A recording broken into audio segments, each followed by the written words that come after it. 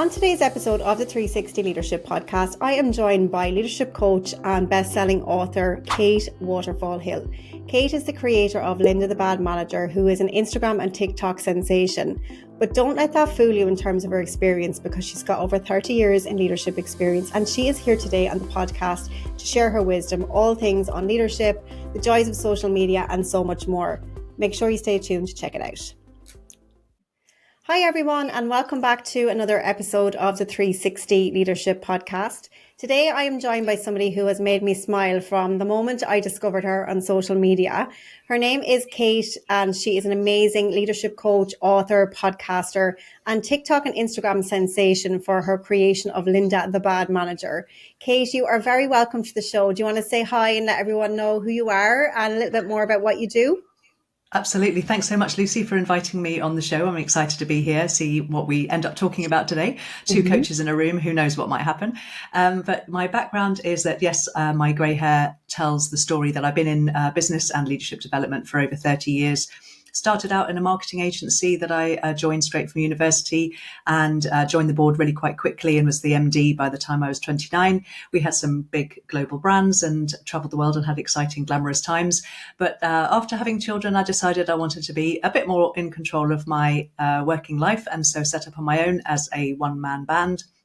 As a small business management consultant, you could say, working alongside CEOs and founders in agencies and consultancies. And I loved it, helping them devise the business strategy, business improvement, restructuring, succession planning, exit strategies, all sorts of things, and more on the HR side of things, until one day it dawned on me that really what I love doing is nurturing talent and coaching other people to excellent performance so they can help others elevate their performance too, which I'm sure is what you enjoy about coaching as well. It's such a lovely experience and a lovely thing to do that really feels like you're doing meaningful work and helping people in a good way. So that's what I do now. Amazing. Okay, so let's just back up. So at 29, you were a managing director of a company. So how did you do that so quickly and so young? As I said to you before, I do have a bit of a naughty sense of humour sometimes. So I have been known to say to people, I slept my way to the top, but I actually didn't. I worked my way to the top because I was very lucky, actually, that, the guy who started the agency in the 80s, he has just got a passion for spotting talent. And he literally, within the first, I think, 3 months of me joining, said, "You're going to be managing director one day." And I was just straight out of university. And I wonder whether somehow he decided that was going to happen. And then he sort of had to make it happen to make himself feel good. So imposter syndrome much?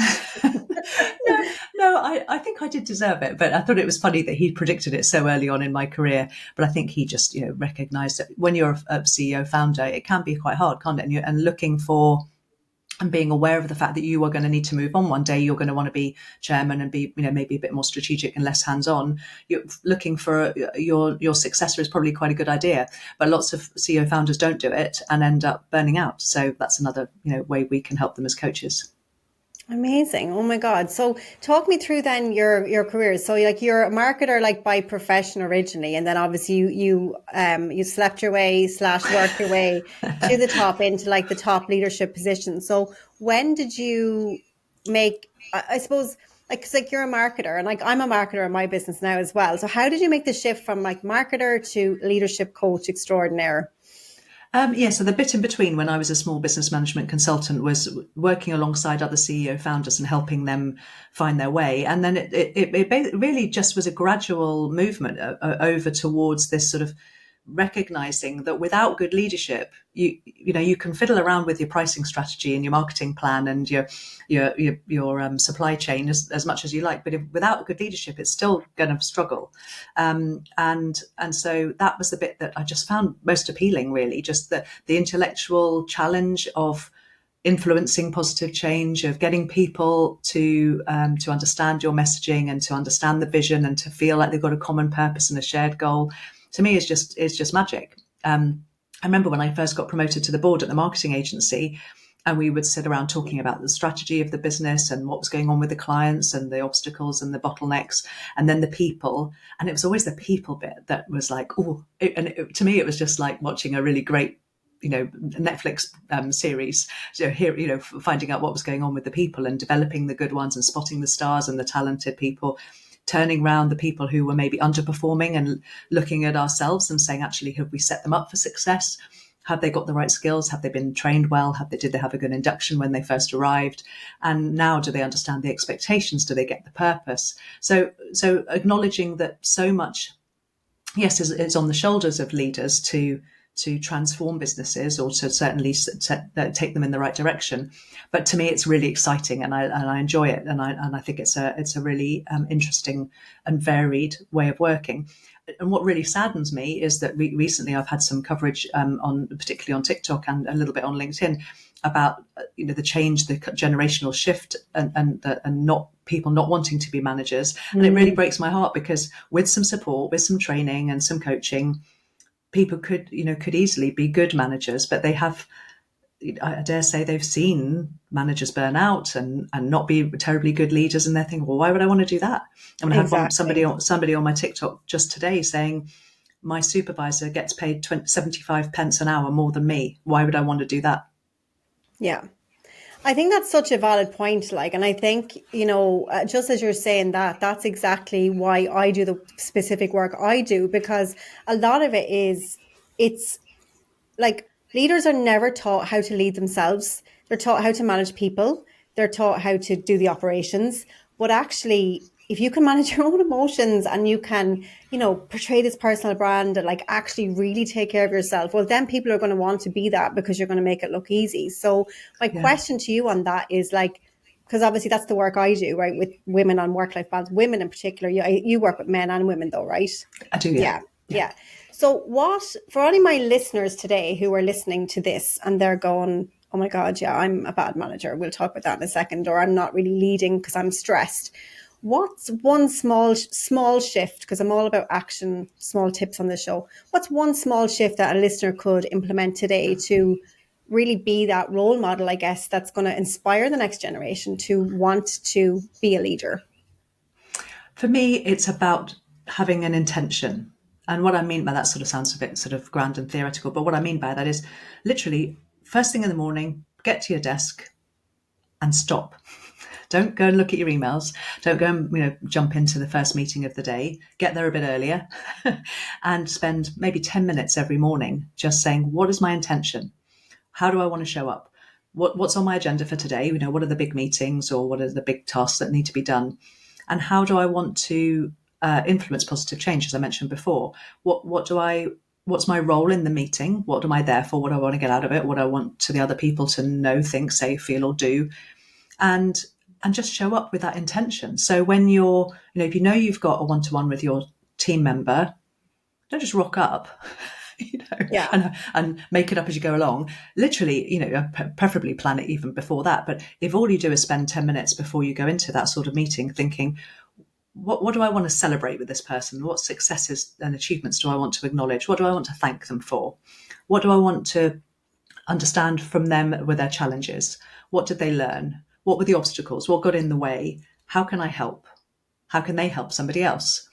And just have those sorts of ideas of the sorts of questions you might, you can tell. I'm a coach, and I encourage my clients to coach their people, rather than come up with the solutions all the time. But I think the key thing, if you want a little, one small thing that everybody could do, is spend 10 minutes every day just thinking about how they're going to show up that day. Love that. Absolutely love that. The power is in the reflection. And I'm wondering, right, because I have this on my questions list to ask you, excuse me, there's a huge difference between being a people manager and being a leader, right? So do you want to explain, because a lot of the women that I would work with, they want to be a leader, but actually they're so stuck in the detail, as I'm sure you know, in the weeds and the operations, that they can't get out. So what's the difference between managing people and being an actual leader? It's really about, I'm really sorry, my dog's just walked in. That's Can okay. You get her out? I'm on doing the podcast, sorry. We allow organic blips in this show. Thank you. I can hear it scratching at the door. Right, okay. Let's go back. What did you say? What's the difference between people manager and a leader? Right. Yeah. So I talk a lot about the sort of three hats that I think people need to wear. And I don't mean to take one off and put the other one on. I mean, you sort of wear them all at once. And that is leader, manager, coach. So leader being the person that sets out the vision, the purpose, that common goal, the why, as in Simon Sinek's terms. What is the why? What's the reason for either the organization if you're at the top of the tree, or what's the purpose of that team? Or actually, if you're just managing one person, what's their purpose? What's their role in life? So that's the role of the leader. And then the role of the manager is about setting out the what. So leader with the why, manager with the what. What are your expectations? What are the deliverables? Let's talk about what's a reasonable deadline, what's the resources you need, what budgets are available, so on and so on. But importantly, not the how. So you've got the why, the what, and then the coach part of you enables the how. So the coach part of you is saying, what do you need? What do you see as the risks? What's the first next step you're going to take? What do you need from me? Who else could you rely on? What strengths are you going to call on? All those sorts of brilliant coaching questions. So the difficult bit is that people get stuck in the management bit about the what, as you said, stuck in the weeds. So the elevating yourself to the leader and then making time to coach is again about that intentionality. It's about showing up and deciding that's what you're going to do. Stopping at the beginning of either every day or every week or every month and saying, what is the purpose? What is the big goal that we want to achieve? And what are we setting out to do as a team? And how can we galvanize ourselves to be excited about that? And I don't mean the sorts of things that my character Linda the bad manager says with do more with less and all that sort of stuff, which totally annoys everybody. It's actually thinking together about what would join us together, what brings us together as one team, and then if you can make time to coach, then eventually people will problem solve themselves. They will be innovative. They will come up with solutions. They will find ways of solving things because you've coached them to enable them to grow, and then they grow up underneath you. But if you don't coach, then you're going to stay stuck in the management role of telling everyone what to do all the time. Walking in the office and saying, right, this is the problem as I see it, and this is the solution. Go away and do it. And then the people are just doing your following your instructions. But if you go in and say, hey, what happened there? What was your sense of how that project went? How would you like to do it again in the future? What did we learn about how it went last time? Then they're solving problems, then they're learning, then they're empowered and they're engaged and they're more autonomous. And then suddenly you find yourself, you've got some free time. I was actually coaching somebody the other day who said, so I've done all the stuff that we've been talking about, delegating and coaching, and I'm actually feeling a bit guilty. I haven't got enough to do. And I said, wow. Space to think. Imagine that. Exactly. And I said, well, if you've got time, then you know what you need to do. It's the time for strategy. And oh yeah. Not just thinking beyond the end of this week, but actually be thinking, your maybe even your 3-5 year plan. Yeah. Oh my God, I love that 3 hats. That's really, really powerful. Like really, really powerful. And like, as you said, Linda. You're not the first person to call me Linda, don't worry. Kate, that's my daughter's name as well. As you said, like a lot of managers, like me included, being totally vulnerable. Like I coach women in leadership. I get stuck in the manager role when I should be leading as well. We all do. And I don't believe there's any leader apart from like the Jeff Bezos, who's like 5 years out and all of that. I mean, when you're working, it's, there's a balance between all of those hats, really and truly, unless you're really the CEO, right? Whatever. Sure. But my question to you on that was how much time, like when do you wear, I know you wear all of the hats, but I think it's Simon Sinek as well says, there's a time for command and control and there's a time for coaching. So can you tell my listeners when is a good time? Like when do leaders need to command and control and like be directive, and when is a good time to use coaching? It's a great question, but there's no easy answer because it depends. So when you're in an industry where you have to have processes, health and safety legislation, you're running a factory or a hospital ward, you've got to follow things in a certain order, right? So command and control, generally speaking, is right. Yeah, you want your nurses and doctors to take some initiative to spot where the patient might be falling off off the face of the earth, and you've got to step in and do something different. But generally speaking, there are situations that need command and control. There are also people who need command and control because they are new to the job. So when you've got a new recruit, they're not going to know what they're doing. So they're going to need some direction and support. So they need really, really clear expectations, maybe somebody showing them the way. And then gradually over time, as they get more confident and you build confidence in their abilities as well, then you can start drawing back and start coaching. So it's you probably know the theory of situational leadership. That's a great one to think of in this situation. Where are people in their career? Where are they in the understanding of this particular task? So you might have somebody who's brilliant at data analysis, and you can leave them to it because they know what they're doing. They've been doing that for ages. Then suddenly you give them an extra layer of work, which is to do with reporting, and with that function, you need to give them a bit more direction. So it depends. It's not a one size fits all.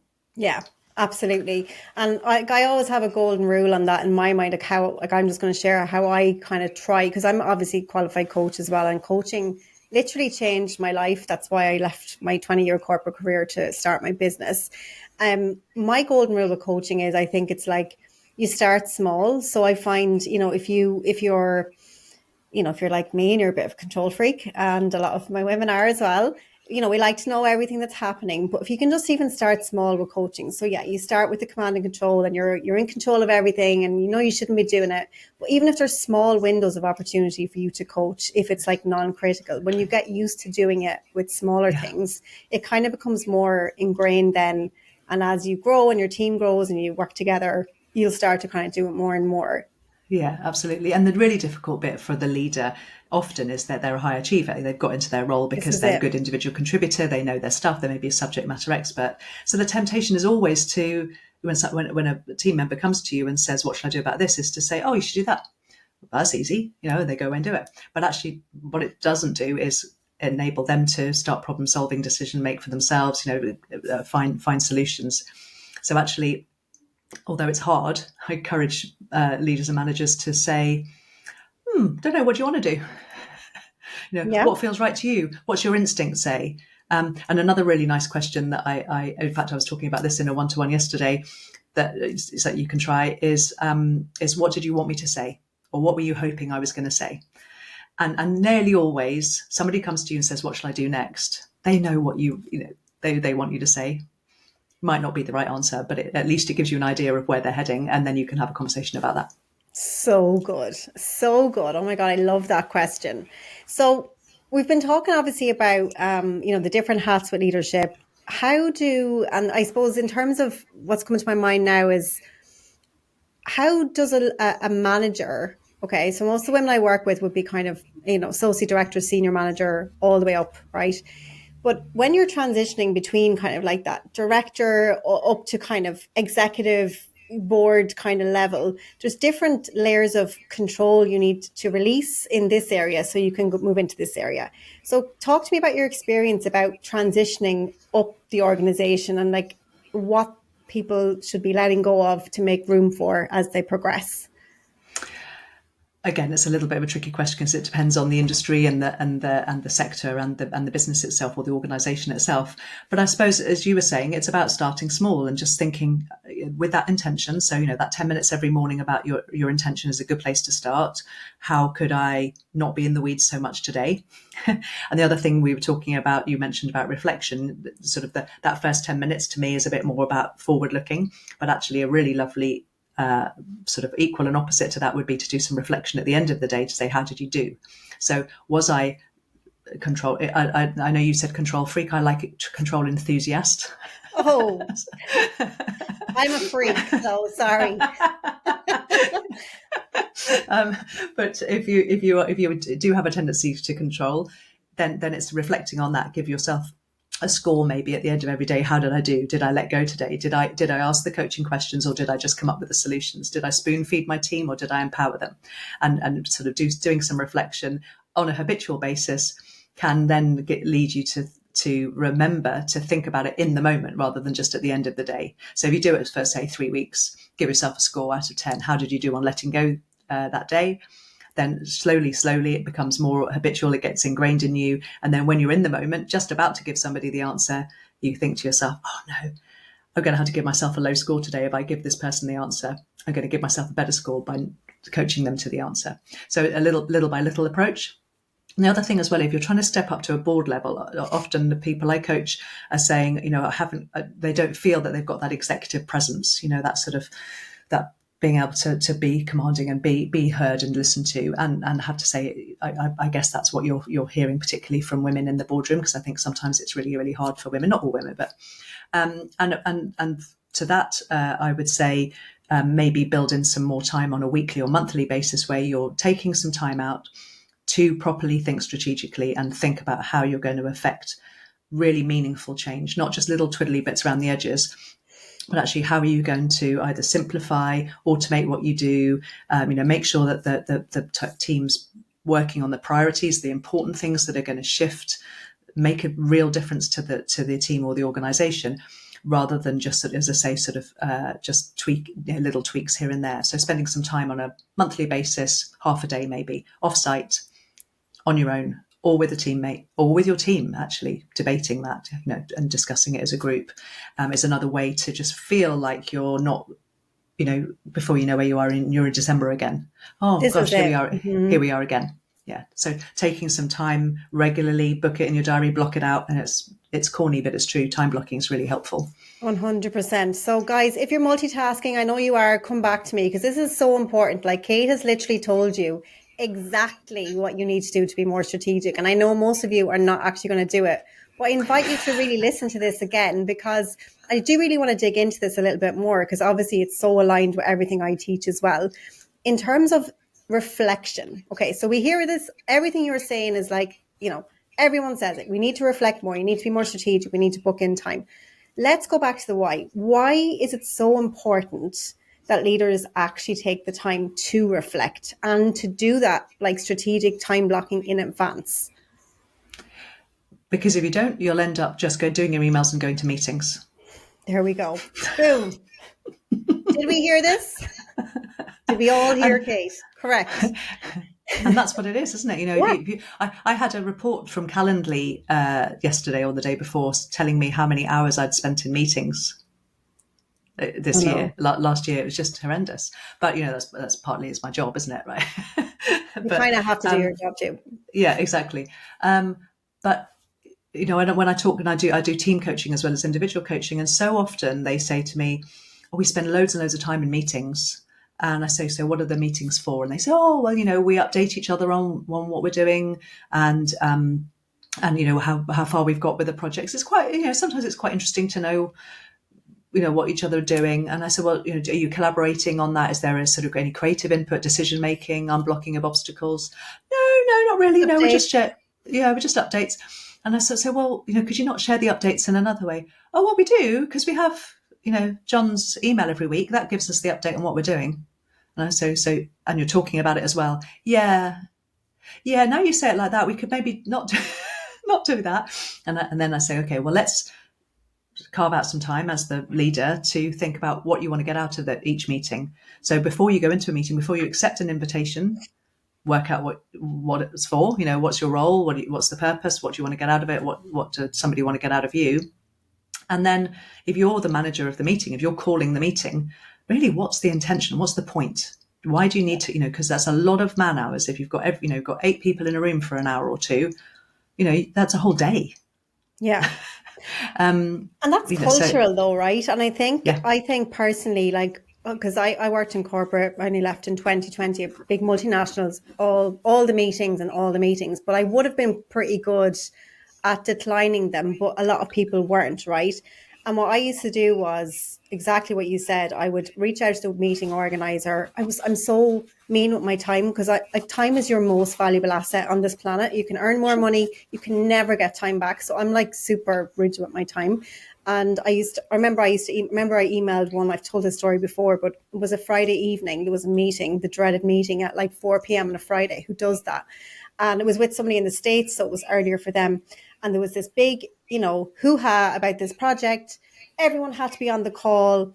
And I was like, no, I'm getting my nails done in my own head. I actually want to get my nails done. I've never left on a Friday to get my nails done. I'm not cancelling my appointment. So my boss was like, you need to go. And I said, I can't. It was the hardest thing I think I ever did that time. I was like, I can't come to this meeting because I have something else on personal, as if, feeling guilty for doing something outside of work. Yeah. And I said to her, look, I'm going to contact the organizer. I'm going to give her the information. Now, I felt sick doing this, being really honest. I felt sick because I was like, oh my God, she's going to think I'm not, I don't care, but I really did care. Long story short, this big meeting that ended up going ahead was a waste of time. I had given my update in advance, which was literally 2 sentences, by the way. I actually remember writing it. And the moral of the story is I didn't go to the meeting and nothing happened. And I think that's the thing, is that you've got to kind of remind yourself that meeting culture was when we didn't have the likes of Teams and Slack and all of that. Whereas now we've got so many more tools, right, to be able to do it. So how do you recommend, like, because I see it in my company now, I don't really do meetings. I have a team of about 7 now, and we communicate primarily on Slack, which was totally new for me, like not to be in all of these meetings. And it works wonderfully well. How can companies who are stuck in that meeting culture move away from it? I think it's probably going to be something as simple as having a checklist. So having a reason to have the meeting. So you could literally have 10 points on, does this meeting satisfy more than 3 of these things? Is it, are you building relationships and building trust? Are you collaborating and being creative? Are you making decisions and blocking obstacles? Whatever making decisions. Have I said that already? And so on and so on. And if it's none of those things, if it can be done in another way, then do it another way. Or do the update or whatever it is, the status update, in a different way, and meet anyway, but for shorter, and have a 3-point agenda. And the 3-point agenda can look like this. And you could, if you wanted to, go around the room with this 3-point agenda and say, what are your 3? And it stops the people who are too verbose talking too long, and it stops the people who are quiet not contributing. And you might want the really quiet people to, if you've got introverts or people who are neurodivergent, they might want to do it on a Post-it note or submit it by email. That's fine too. But the three points are, what successes have you had, or maybe one success? What's your top highlight? Just one. What challenges have you had? Maybe what have you learned as well? That would be useful. And then the last one is help. And the reason I say help rather than what help you need is because it could be a two-way street. So on the help one, it could be, I'm short of resources this week, can I have some help? Or I don't know how to do this thing, can I have some help? Or it might be, I've worked out how to do this fantastic thing that'll save everybody loads of time, can I show you? So it might be offering help. But the idea of having help on the agenda, it destigmatizes the fact that you need help. I love that. And it just gives it a lovely structure, really clear, simple, but powerful structure that's not centered around voices talking with no clear direction. Yeah, and it gives people the chance to celebrate successes and showcase their achievements. And also, if you can't come, if you're not going to be there, you could still send your 3, and then you've got a record. And then at the end of the year or in your performance appraisal, you can say, look at if you meet weekly, look at the 50 things that I achieved this year. Oh my God, such good advice. Oh, I absolutely love that. Okay, so moving on, I wanted to ask you something you said earlier, and my brain got so distracted because I feel like I could talk to you for at least 2 hours, but we won't do that. We won't kill everybody. One-to-ones. Okay, so you know this anyway, but a lot of leaders use their one-to-one time to either speak about themselves and how busy they are, or operational stuff. What should a one-to-one look like in an ideal world?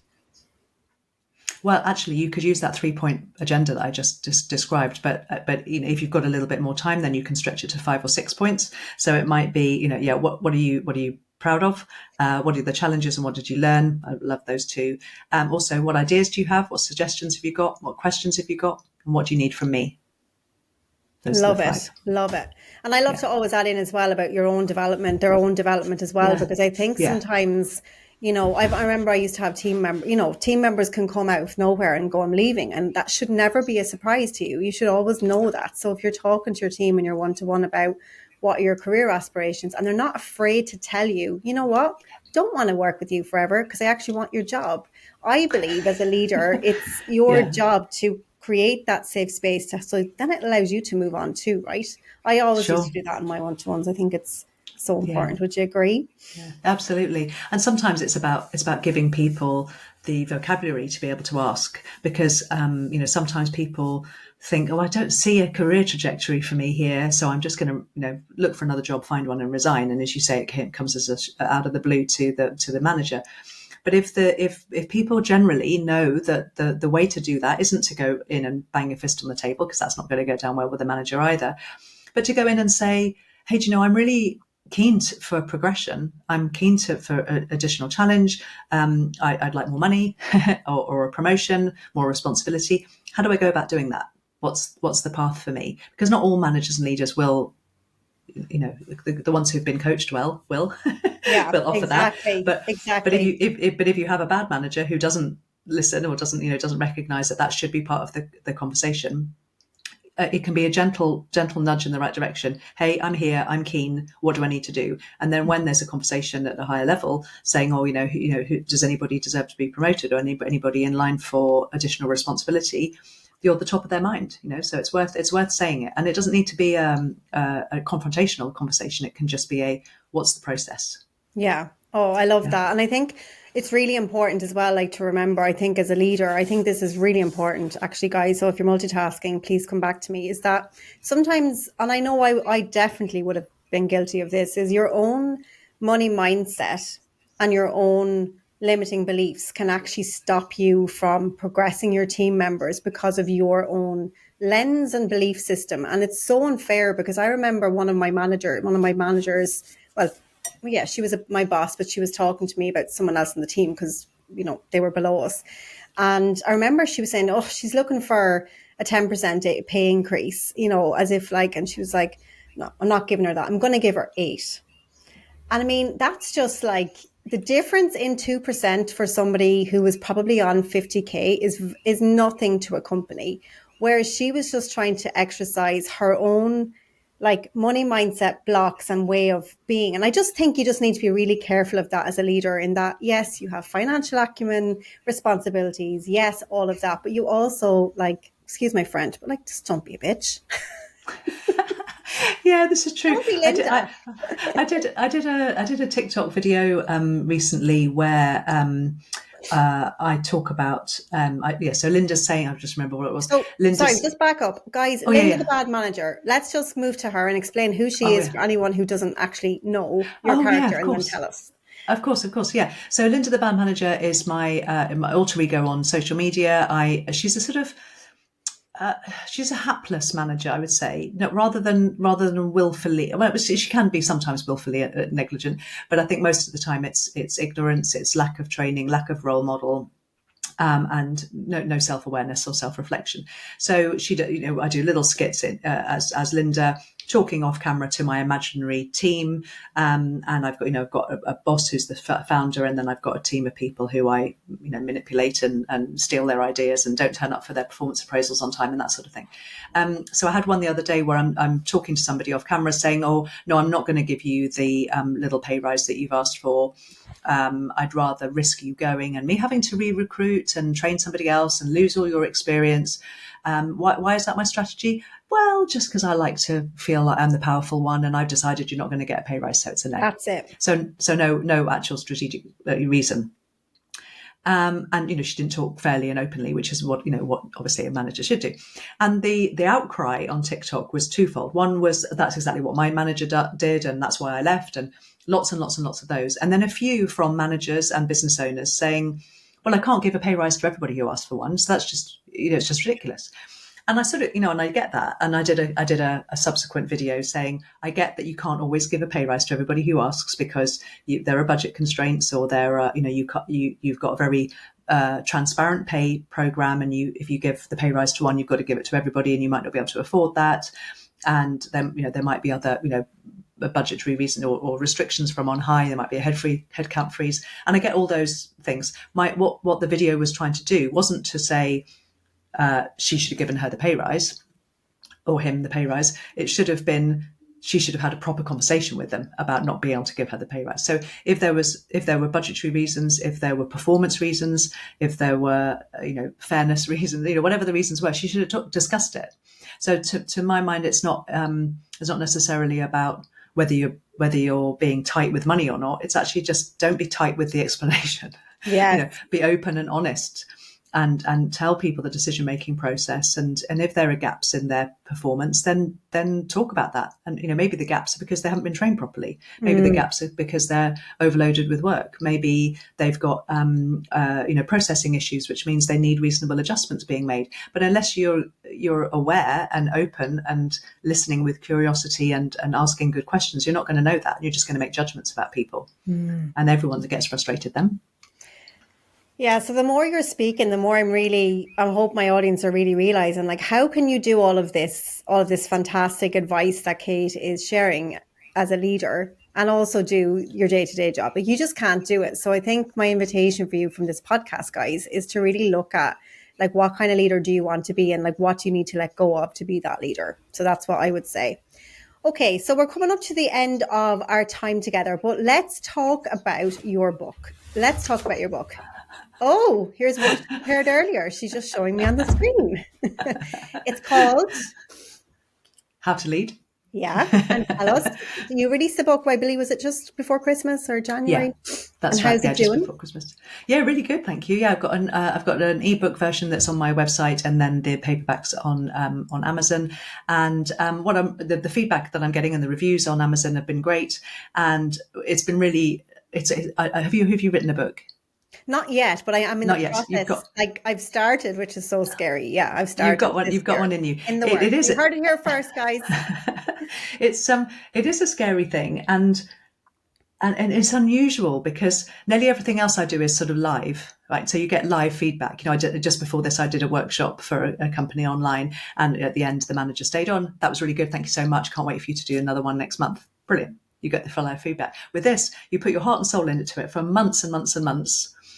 And then you sort of press go, and it's got to go, and that's it. You can't change it. You can't. And you've no idea. You can't fiddle with it, and you have to wait and see what happens.